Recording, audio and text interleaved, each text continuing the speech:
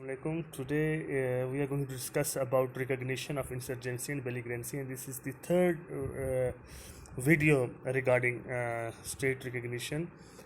जब इंसर्जेंसी और बेलिग्रेंसी की बात आएगी तो आप इसमें जो concept of recognition of government है या रिकग्निशन ऑफ डिस्प्यूट है वो भी आपको इसका भी थोड़ा सा ओवरव्यू मिल जाएगा. तो बहरहाल this is the continuity of state recognition. This is one thing you have to remember. So we will discuss about de jure de facto here also and implications of recognition और non recognition. So let us start. Insurgency is the political revolt in a state. कई जगहों पे कई दफ़ा आपने सुना होगा कि मुख्तलिफ किसी स्टेट के किसी एक हिस्से में शुरू हो जाए फसादात शुरू हो जाएं और बेसिकली वहाँ पे स्टेट की रिट को चैलेंज किया जाए, तो इसको इंसर्जेंसी कहते हैं. Insurgency is the war of citizens against the government to obtain the power. So I mean it's not necessarily that there will be citizens. कुछ आउटर पावर्स भी इसमें इंक्लूड हो जाती हैं फिर कई दफ़ा, जो कि अगेन जो नॉन इंटरवेंशन की क्लॉज है यूएन की उसके ख़िलाफ़ है, जहाँ पे हम ये कहते हैं कि इंटरवेंशन नहीं करनी, और राइट्स एंड ड्यूटीज़ जो कि मोंटेविदेओ कन्वेंशन में भी और ड्राफ्ट रेजोल्यूशन ऑफ जो 1949 में अडॉप्ट किया गया था उसके भी ख़िलाफ़ है. But it happens as we have seen in practical हमारे पास इसकी एग्जांपल्स काफ़ी ज़्यादा मौजूद हैं. इवन पाकिस्तान इंडिया में भी एक दूसरे पर जो इल्ज़ामात हमेशा लगते हैं कि दोनों मुल्क एक दूसरे पर इल्ज़ामात लगाते हैं इंस्टेबिलिटी का. Effective control over part of state by support of public and their willingness to carry out international obligation. I mean, this is the condition actually we are talking about. So when insurgents have effective control over a part of a state and it is supported by public, at the same time they are willing to carry out their international obligation, then those insurgents will get the international recognition. Once recognize insurgent. अब again ये जो बात अभी मैं आपके साथ कर रहा हूँ ना, ये बातें बहुत रिलेटिव हैं, क्योंकि अभी हमने पहले भी पढ़ चुके हैं कि रिकग्निशन देना जब हम कहते हैं ना पॉलिटिकल है, तो इसका मतलब फिर यही हुआ कि ये जो भी हम बातें करें ये लॉ की हद तक तो ठीक है, लेकिन कई दफ़ा कई इंसर्जेंट्स को जो कि इसी के जिस तरह अब आप फ़लस्तीन की बात करें, जो हमने पहले पढ़ा कि फ़लस्तीन की गवर्नमेंट को जब PLO ने ये डिसाइड किया कि भाई आज से हम 1988 में आज से मलहद है, कईयों ने इसको इंसर्जेंसी समझा इसराइल की स्टेट के ख़िलाफ़, क्योंकि इसराइल की स्टेट तो ऑलरेडी एक्सेप्टेड थी, लेकिन एट द सेम टाइम उसको बहुत से मुल्कों ने वो किया उसको कर दिया रिकग्नाइज कर दिया, हालांकि ना उनके पास जगह थी ना उनके पास लोग थे जिनके ऊपर वो कमांड हासिल करें. तो you can see again insurgency में भी वही बात पॉलिटिकल एस्पेक्ट आता है. Once recognized, insurgents are not considered pirates or violators of war for sure. अगर कोई एक मुल्क किसी दूसरे मुल्क के इंसर्जेंट्स को रिकग्नाइज कर रहा है तो इसका फिर यही मतलब हुआ कि अब वो उसको पब्लिक एनिमी कंसिडर नहीं करेगा, उसको पायरेट कंसिडर नहीं करेगा, और उसको वो जो है वो रिकग्नाइज कर रहा है और उसके साथ अपने रिलेशनशिप्स को बिल्ड करना चाह रहा है. Belligerency is the next level of insurgency. You have to understand one thing. Insurgency is at local level, belligerency पूरे नेशनल लेवल पे होती है, और इसमें जो हॉस्टिलिटीज़ होती हैं that is of general character. यानी कि अगेन जो होते ही इंसर्जेंट्स हैं, लेकिन आप समझ रहे हैं कि जब इंसर्जेंट्स बहुत ज़्यादा एरिया पे कब्जा कर लेंगे और ये एक वॉर की शक्ल, बाकायदा एक नेशनल वॉर की शक्ल, सिविल वॉर की शक्ल इख्तियार कर लें, तो उसको हम बेलिग्रेंसी कहते हैं. और बेलिग्रेंसी में फिर हम दोनों को, जो कि पेरेंट गवर्नमेंट होगी जिसके खिलाफ इंसर्जेंसी हो रही है उसको भी, और जो इंसर्जेंट्स खुद से जिन्होंने कंसिडरेबल पोर्शन पर अपना कब्जा कर लिया है, उन दोनों को हम बेलिग्रेंट स्टेट्स का वो दर्जा दे देते हैं.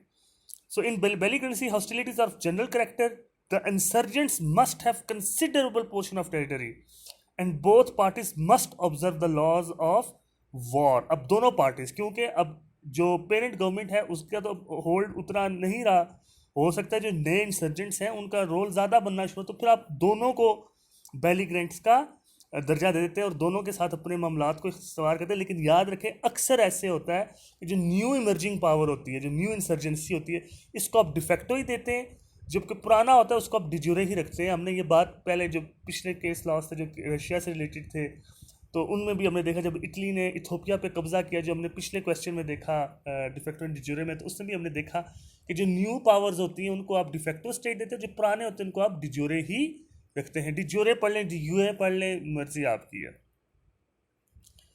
The process of recognition is not easy, as even de facto recognition to insurgents can spoil the relations with parent government. And this is, you have to see, you have to understand. For example, if there is insurgency in one state and insurgents are taking control of the considerable part of the land of that territory, once you are recognizing those insurgents, it means that you are doing it at the stake of the relations that you already have with that state, with the parent government of the state. तो ये आपने बात याद, जैसे ऐसे ही समझ लें कि अगर पाकिस्तान में अगर कोई जो बलूचिस्तान में या नॉर्दर्न वजीरिस्तान में अगर कोई इंसर्जेंसी होती है, तो अगर कोई इंसर्जेंट्स के साथ रिलेशनशिप्स इस्तवार करेगा तो इसका मतलब है कि फिर वो पाकिस्तान के ख़िलाफ़ हुआ, तो वो अपने रिलेशनशिप्स को एट स्टेक करेगा पाकिस्तान के जो साथ जो उसके रिलेशनशिप्स हैं उनको। Recognising state becomes neutral and hence its interest are then protected by belligerent state. Hence मतलब ये कि जब आपने रिकग्नाइज कर दिया बेलिग्रेंट स्टेट को, तो इसका मतलब ये है कि जो न्यू इमर्जिंग पावर को भी या जो न्यू इंसर्जेंट्स हैं उनको भी और पुरानों को भी, तो इसका मतलब ये कि आपने अपने आप को न्यूट्रल डिक्लेयर कर दिया इन दोनों के लिए। तो आप जब न्यूट्रल डिक्लेयर होंगे तो ये हम आगे पढ़ेंगे कि न्यूट्रलाइज स्टेट या न्यूट्रल स्टेट्स के क्या राइट्स एंड ड्यूटीज़ होती हैं। वो this is another topic actually. Okay, this happens insurgency और बेलिग्रेंसी से आपको ये समझ में आना चाहिए कि बेसिकली ये बात हो रही है अब गवर्नमेंट की, कि एक स्टेट के अंदर गवर्नमेंट जब चेंज होती है तो ये कैसा कॉम्प्लेक्स फिनोमेना है। So I have given this entire slide on this issue actually, कि जब ये इस तरह के टेरिटोरियल टाइटल्स चेंज होते हैं या गवर्नमेंट चेंज होती है तो क्या होता है। अब ये चीज़ अब आप देखें ये चीज़ डिफेक्टो, डिजूरे, इंसर्जेंसी और बेलिग्रेंसी ये सब एक दूसरे के साथ टैली हो रही है। ये if new entities on international level emerges in according with the international law, then recognition is more likely to be granted. I am sorry for the grammatical mistake here that I have seen now. So बहरहाल कहने का मतलब यहाँ पे ये है कि international level पे जब कोई न्यू एंटिटी पॉप अप करती है तो ये अब उसके जहन में जो न्यू एंटिटी होती है उसके जहन में तो यही होता है ना कि भाई मुझे फटाफट रिकग्नाइज कर दिया जाए, सारी दुनिया वाले मुझे माने कि मैं एक स्टेट हूँ। लेकिन जब ये इमरजेंस जो है वो वायलेशन में है या नॉन वायलेशन या नॉन वायलेशन में, ये दो बहुत डिफरेंट इश्यूज हैं। और अब कई दफ़ा ऐसा देखा जाता है कि स्टेट्स जो हैं वो नई टेरिटरी जो हैं या जो दूसरे कई राइट्स हैं वो यूनिलैटरल एक्ट से हासिल कर लेते हैं। जैसे रशिया ने जब एनेक्स कर लिया क्रीमिया को यूक्रेन से खींच के, एक किस्म से खींच लिया ना उसने, यूक्रेन से कब्जा कर लिया उस पर। अब ये उसका यूनिलैटरल एक्ट था, तो क्या अब इस एक्ट को रिकग्नाइज करना चाहिए? लेकिन हकीकत तो यही है कि फैक्चुअल कंट्रोल तो वहाँ पे रशिया का है। अब उस मुल्क के अंदर जो अगर किसी फॉरेन मुल्क के जो एसेट्स हैं तो उनको प्रोटेक्ट करने के लिए आपको रशिया के साथ मामला तो ठीक रखने पड़ेंगे। लेकिन अगर आपने उसको ठीक रखा तो आपने यूक्रेन के साथ अपने मामला को भी फिर आपने देखना पड़ेगा आपको, क्योंकि फॉर श्योर फिर वो आप जो यूक्रेन का मुल्क है जिसका वो हिस्सा था वो कहेगा कि भाई आप क्यों ऐसे मुल्क का साथ दे रहे हैं कि जिस मुल्क ने ऑलरेडी एक यूनिलैटरल एक्ट के ज़रिए मेरे से टेरिटरी छीनी। तो ये इशू आपके सामने आता है बार बार, और ये एक बड़ा इम्पॉर्टेंट और बड़ा कम्प्लेक्स इशू है। तो इस इशू के बारे में जो अमेरिकन प्रैक्टिस और ब्रिटिश प्रैक्टिस थी वो तकरीबन एक जैसी है। 77 American practice I, British practice जो है 1980 में उसको ले डाउन किया गया। और उस दोनों में प्रैक्टिस में बेसिकली उन्होंने यही बात की कि जब कोई ऐसी न्यू इमर्जेंस ऑफ स्टेट होगी, टेरिटरी होगी या न्यू इमर्जेंस ऑफ गवर्नमेंट होगी, दोनों सूरतों में it will depend upon American government and British government के वो अपने रिलेशनशिप्स को कंटिन्यू कैसे रखना चाहते हैं। बट नो लॉन्गर हम एकदम से ये डिक्लेरेशन नहीं दे दिया करेंगे कि भाई हमने आपको रिकग्नाइज़ किया या हमने आपको रिकग्नाइज़ नहीं किया। ये बातें जिस तरह की सोवियत यूनियन को इन्होंने, अमेरिका ने और इंग्लैंड ने जब बहुत अरसे से रिकग्नाइज़ नहीं किया था, तो उस वक्त भी यही बातें थी कि हालांकि सोवियत यूनियन के पास 1921 में ही वो ऑल जो न्यू उधर गवर्नमेंट थी उसके पास सारे स्टेटहुड के सब एलिमेंट्स मौजूद थे, उनके पास परमानेंस भी थी। But again it's always about policy, political motives are always there. Okay, Estrada and Stimson का जो डॉक्ट्रिन्स हैं वो बहुत इंपॉर्टेंट है when it comes to recognition of new governments. और वॉर्स के बाद, बेलिग्रेंसी के बाद, इंसर्जेंसी के बाद जो सूरत हाल पैदा होती है उसमें ये दोनों डॉक्ट्रिन्स का बड़ा अमल दखल है। एस्ट्रादा जो मैक्सिकन फॉरेन मिनिस्टर था उसने 1930 में ये डॉक्ट्रिन दिया था। उसने उसका जो बेसिकली उसके जहन में ये था कि आपने जो है वो आपने जो है वो नहीं करना, किसी भी गवर्नमेंट को जज नहीं करना ऑन आउटसेट के, इस आउटसेट पे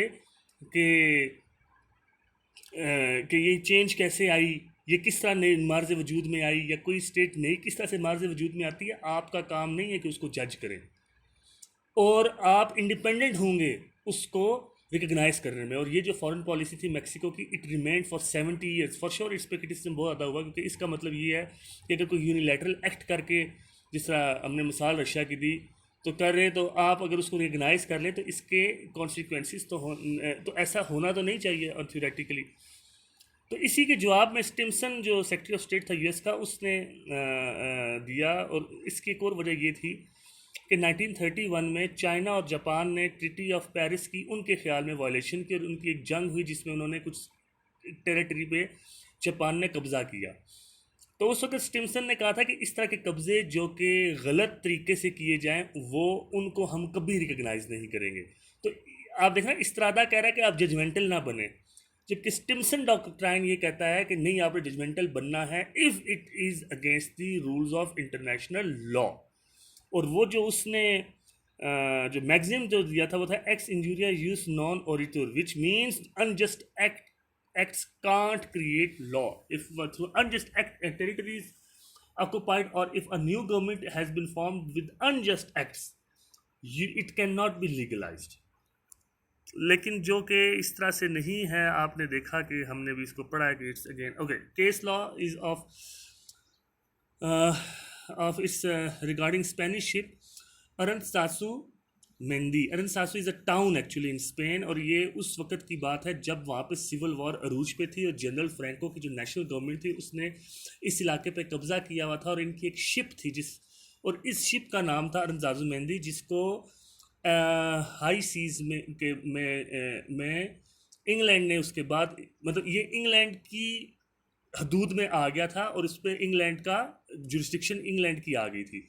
तो उस वक्त जो वहाँ पे डिफेक्टो गवर्नमेंट थी जिसको रिकग्नाइज़ किया था इंग्लैंड ने, वो जनरल फ्रैंको की थी। लेकिन डिजूरे गवर्नमेंट जो पुरानी गवर्नमेंट थी उसको भी रिकग्नाइज़ किया था। अब वो डिजूरे थी, फ्रैंको की डिफेक्टो थी। लेकिन जब फैसला हुआ कि ये शिप किसको जाएगा, तो वो इस डिफेक्टो के हक में हुआ, डिजूरे के खिलाफ। उसकी वजह ये थी कि फैक्चुअल तौर पर जनरल फ्रैंको ने नॉर्दर्न स्पेन पर कब्जा कर लिया हुआ था, और ये शिप वहाँ पर रजिस्टर्ड था। तो उस वक्त यही फैसला हुआ कि इंटरनल मैटर्स में, जैसा कि हमने पहले भी देखा है, डिफेक्टो डिजूरे का कोई डिफ्रेंशिएशन नहीं होगी।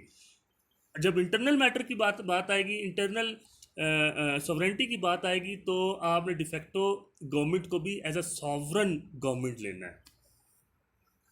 तो बहरहाल इस केस को आप मजीद स्टडी कर सकते हैं। The acquisition of new territory by unlawful means are against the norms International law as declared by Article 11 of Draft Resolution 1949. I again apologize for I have written if here, so pardon.